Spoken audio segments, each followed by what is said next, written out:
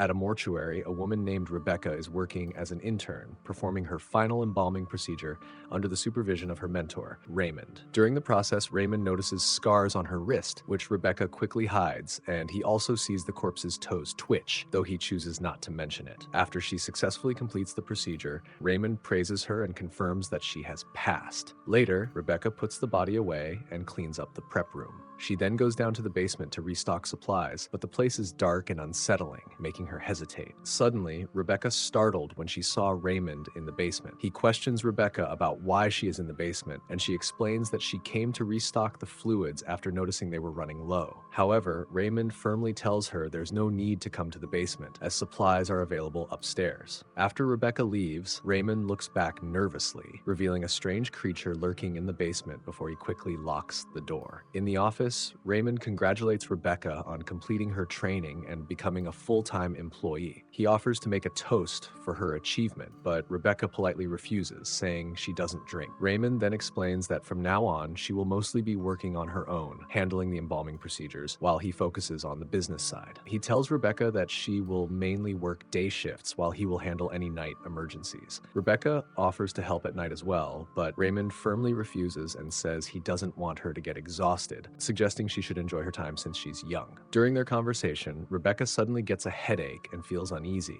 Raymond notices this and tells her to take the weekend off and rest, and welcomes her as a full-time employee.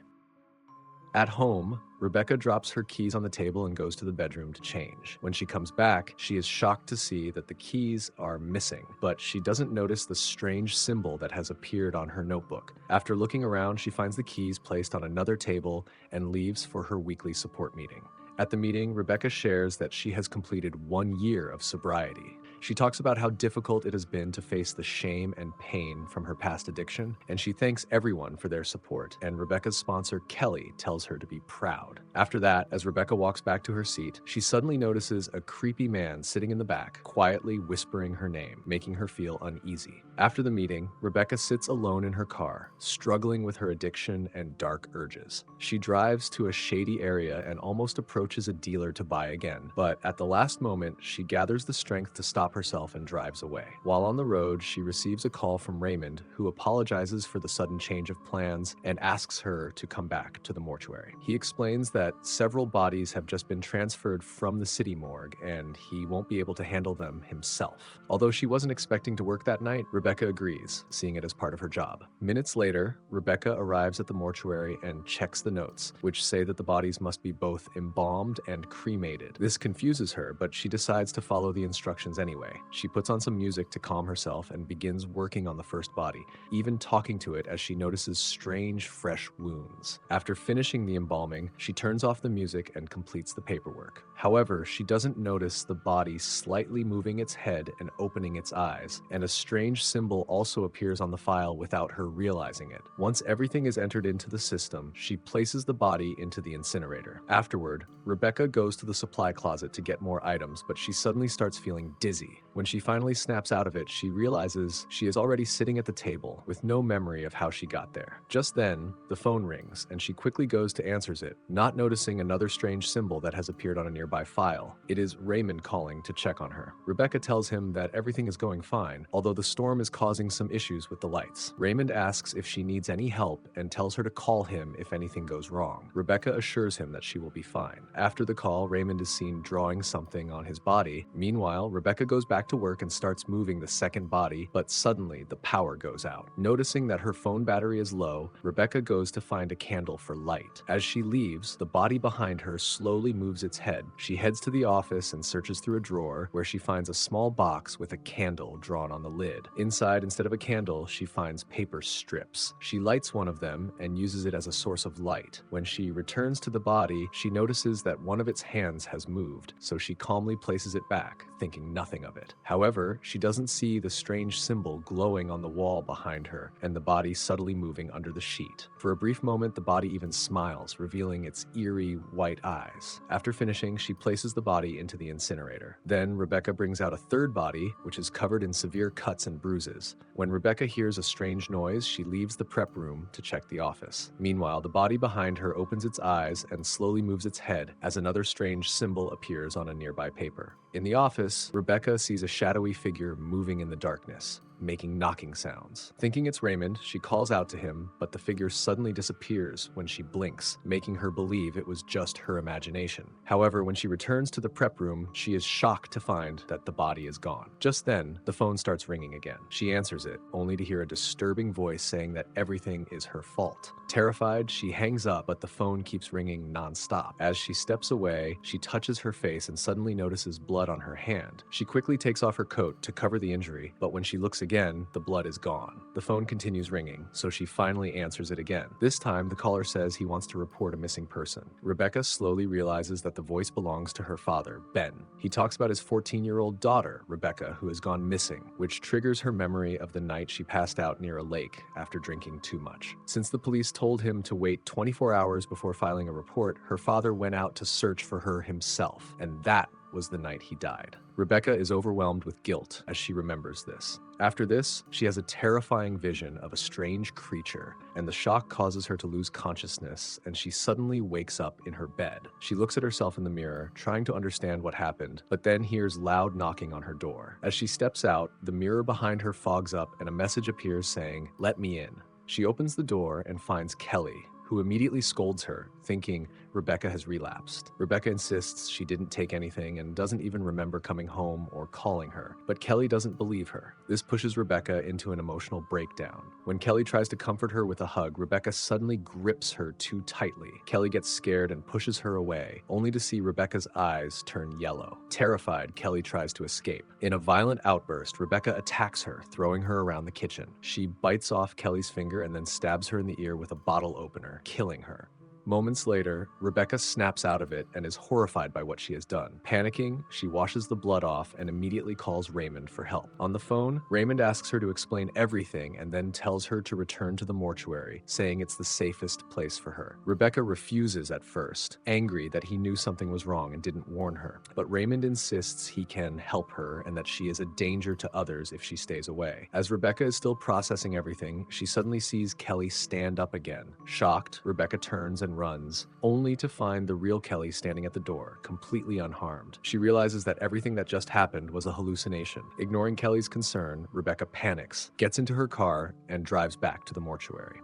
After reaching the mortuary, Raymond quickly explains to Rebecca that demons or dark entities can enter dead bodies and stay there until they find a strong living person to possess. He tells her that one such entity has now chosen her, and it is using her painful memories and guilt to weaken her mind so it can fully take control of her. Raymond reveals that he has been studying this for years, so he tries to teach her what to do in a short amount of time. He shows her a tray with strange symbols and explains that these symbols are connected to the demon's name. If Rebecca can figure out the demon's true name and burn the correct symbol, she can banish it. But before he can fully explain everything, the demon suddenly takes control of Rebecca's body. Now possessed, she speaks in a cruel voice, insulting Raymond, and violently throws him across the table. She then grabs a fire poker and moves toward him. In desperation, Raymond opens his shirt and reveals a protective symbol tattooed on his chest, which stops Rebecca for a moment. Using that chance, he runs out of the office and locks the door just before she can reach him. Moments later, Rebecca returns to normal and begs Raymond to open the door and help her. But Raymond, scared and unsure, refuses and apologizes before leaving her locked inside. While the entity appears in the prep room, Rebecca panics and runs through the building, trying every door and window, but everything is locked. Even the phone isn't working. With no way out, she decides to check Raymond's notes for answers, but suddenly gets distracted when she sees her grandmother outside the window. Her grandmother calmly asks to be let in, saying she's cold, but her behavior quickly turns aggressive. She starts banging on the window and calling Rebecca a disappointment, her voice slowly changing into demonic. When Rebecca turns around, she is shocked to see her father, Ben, standing. He tells her he brought a scalpel so she can harm herself and join him. In a horrifying moment, Ben attacks her and repeatedly stabs her in the leg.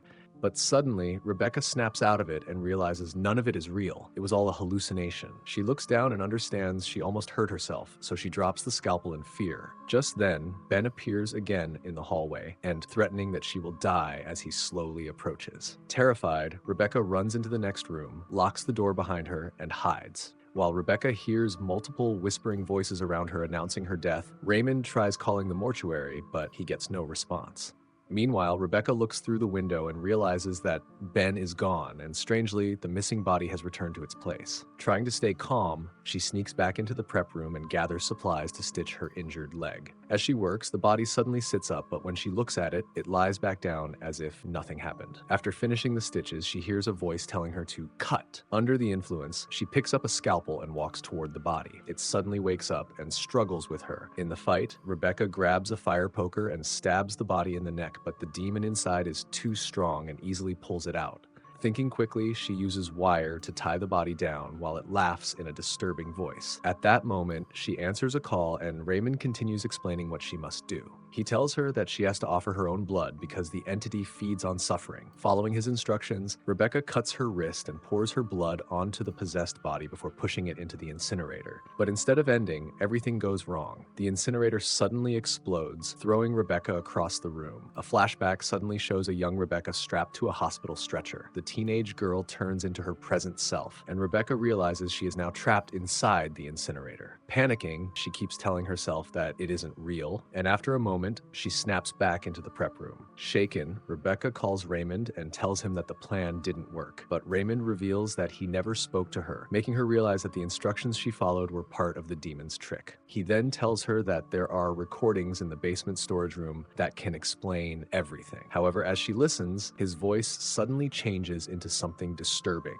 At the same time, the entity is seen watching her from behind a door. Rebecca then hears the demon's voice again, this time trying to manipulate her by telling her to save her father. Rebecca gathers her courage and goes down to the basement, where she finds a set of tapes inside a small storage room. So she quickly grabs the tapes and rushes back to the office. There, she plays one of the recordings and finally hears clear instructions from Raymond. He explains that she must burn a paper strip to reveal the correct symbols, then arrange those symbols to form the demon's name on a tray. That tray must be placed on the body that is holding the demon before putting it into the incinerator. He also says that the blood of the possessed person must be injected into the dead body during embalming to bind the demon to the mark. If this is not done, the entity will escape before the body is burned. He further explains that this blood can be extracted and stored for future use to prevent this situation from happening again. To demonstrate, the recording shows Raymond cutting the arm of a possessed body named Valerie, who is trapped inside a coffin and crying for mercy while he collects Valerie's blood. After going through Raymond's notes one last time, Rebecca lights a paper strip and slowly walks around the room, searching for the symbols. As the strip burns, a hidden symbol appears on the wall, and she quickly places the same mark on the tray before continuing to look for the rest. Suddenly, Ben appears again and tries to distract her by speaking gently, acting normal. But in an instant, he grabs her by the neck and starts choking her. As he tells her to let him in, at that moment, Rebecca snaps out of it and realizes that none of it is real. It was just another hallucination created by the entity. Next, Rebecca unlocks a door in the basement and finds a wooden coffin inside. But she suddenly finds herself trapped inside the coffin. Through a small hole, she sees Raymond working on Valerie, who is begging for help. But Raymond coldly says that she is no longer Valerie. Terrified, Rebecca starts banging on the coffin door until she finally snaps out of it and escapes. Shaken but determined, she lights another paper strip and discovers the second symbol. After noting it down, she lights another paper slip to find a third symbol as she heads upstairs, unaware that the entity is silently watching her from the shadows. After finding the third symbol in the supply closet, Rebecca heads to the bathroom and discovers the final symbol. But suddenly, the door locks on its own, and the room begins to fill with water. In panic, Rebecca tries to climb onto the toilet to stay above the rising water, but she slips, hits her head on the sink, and loses consciousness. Another flashback begins, showing her father Ben finding a young Rebecca lying near the lake. He desperately calls out for help, but no one answers. Worried, he goes to find help, but as he runs, he slips and hits his head on a rock, which leads to his death. In the present, Rebecca suddenly wakes up and realizes the bathroom is back to normal. She quickly goes to the office and places all 4 symbols onto the tray, which begins to glow at the center, showing she has done it correctly. Then Rebecca goes to the basement to get Valerie's blood and finds her trapped in the coffin. Rebecca almost opens it to help her, but then remembers Raymond's instructions. Instead, she takes a bottle of Valerie's blood and leaves. Rebecca then searches through all the bodies in the mortuary until she finds one with the same symbols marked on its chest. She brings it to the prep room, where the body suddenly starts moving violently. But when she places the symbol tray on its chest, it calms down. Then Rebecca uses the embalming tool to inject Valerie's blood into the body. Moments later, the demon's name appears on the body's forehead, confirming she made the correct choice. Without wasting time, Rebecca pushes the body into the incinerator. The body struggles and lets out horrifying screams as it burns. After everything, Rebecca goes back to the basement but realizes the entity in the basement. Suddenly, Ben appears behind her and tells her that it will never be over before pushing her down the stairs. She hits the ground and loses consciousness as the entity slowly approaches her. Another flashback begins, revealing the truth. Ben had seen the entity in the forest that terrified him, causing him to slip and fall. When young Rebecca woke up near the lake, her father was already dead. This shows that his death was not directly her fault, but something she has been blaming herself for all along. In the present, Rebecca wakes up again and finally faces her father. She breaks down and apologizes, believing her addiction caused his death. But Ben gently tells her to stop blaming herself, saying he doesn't want her memory of him to be filled with pain. Slowly, Rebecca accepts this and lets go of her guilt. As she comes to peace, she wakes up again, this time for real, and it's morning, and there is no wound or blood on her clothes. Everything seems normal again, but as she walks to leave, Rebecca still hears Valerie's voice calling Rebecca for help from the basement. So Rebecca goes back to the basement and finally opens the coffin, trying to free Valerie. She sees that Valerie has deep, painful wounds on her back, making the situation even more disturbing. But suddenly, Valerie's behavior changes. In a demonic voice, she calls Rebecca stupid and violently throws her to the ground. Just as Valerie is about to attack and kill her, Raymond suddenly arrives. He begins reciting a prayer while revealing the protective symbol tattooed on his body.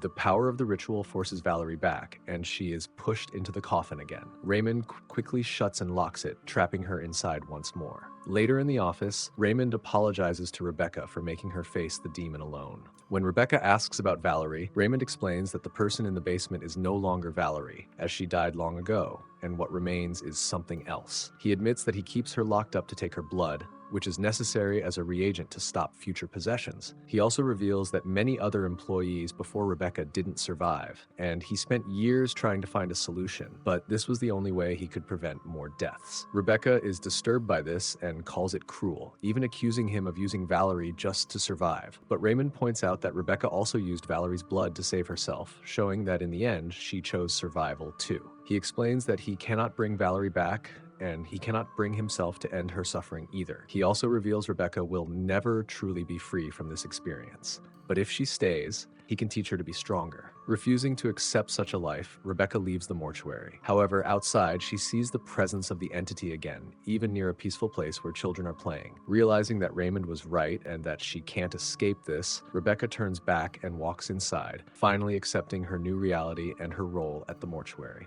And the movie ends. And that wraps up The Mortuary Assistant.